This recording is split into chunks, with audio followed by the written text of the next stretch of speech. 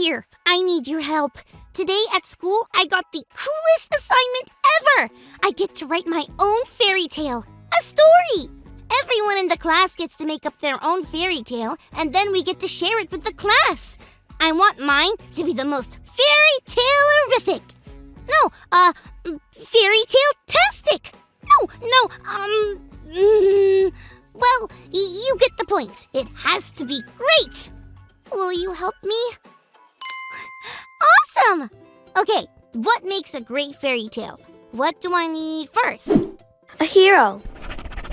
Yeah, a hero. No problem there. We're supposed to write our own fairy tale. So, would it be okay if our hero will be yours truly? That means me. Okay, a hero. Check. Thanks. I knew you guys would be great helpers. Now what? A problem. A problem! Yes! That's something hard that the hero has to face. Of course! That is awesome! Oh, I got it. This morning, I had to step over a puddle on my way to school.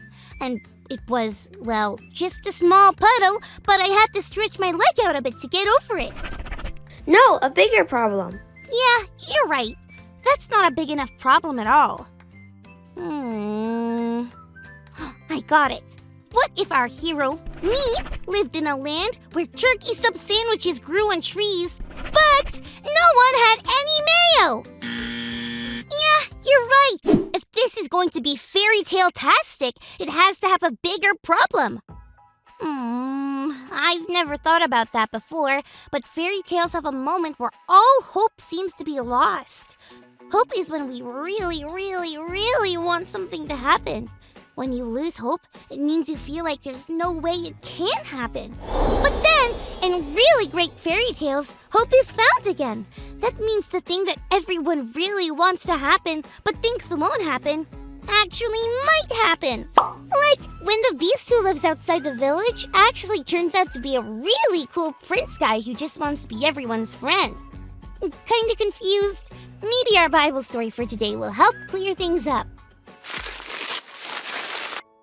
It's time for today's Bible story.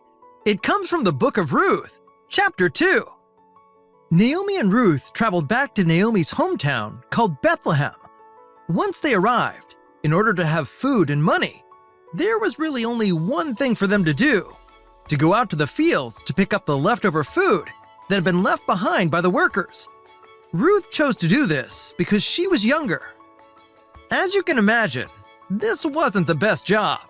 As you can also imagine, the other people who worked in the field didn't leave a lot behind. So, things for Naomi and Ruth seemed pretty hopeless. It was hard to imagine anything good happening for them.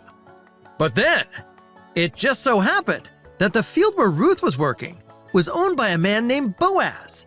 And Boaz just so happened to be related to Naomi. Can you believe that? Boaz saw Ruth and was kind to her.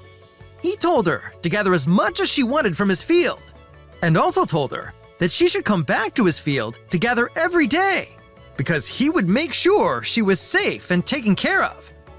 Ruth went back to Naomi with plenty of food for both of them.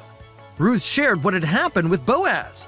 Naomi thanked God because this was really good news.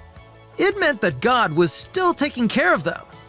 Naomi and Ruth had no idea how they would make it on their own. But when things seem hopeless, God gives us hope. That was so cool! This story with Naomi, Ruth, and Boaz kinda does seem like a fairy tale. And it really helped me understand hope better. When my family is going through something hard, the first thing my parents do is pray to God. That must be because God gives us hope.